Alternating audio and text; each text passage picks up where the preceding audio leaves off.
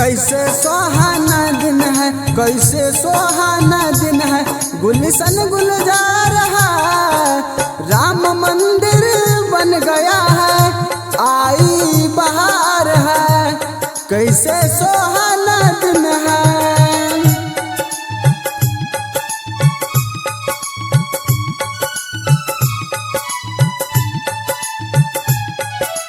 जय श्री राम।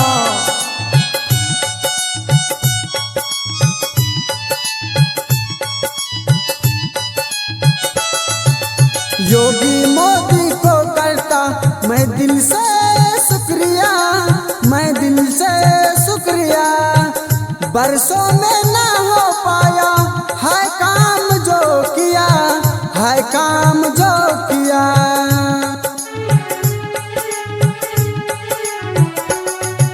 पूरे देश में खुशी का, पूरे देश में खुशी का छाया तुम्हारा है, राम मंदिर बन गया है, आई बहार है, आई बहार है।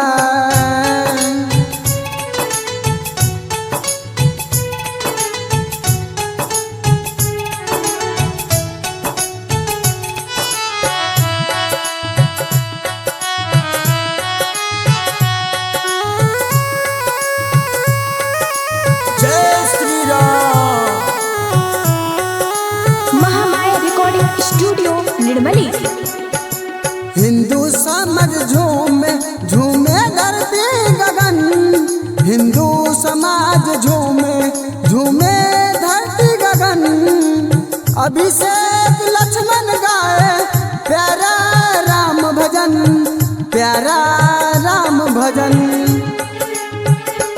दर्शन करने को मेरा दिल बेकरार है, दर्शन करने को मेरा दिल बेकरार है, राम मंदिर बन गया है, राम मंदिर बन गया है, आई बहार है, राम मंदिर बन गया है, आई बहार है।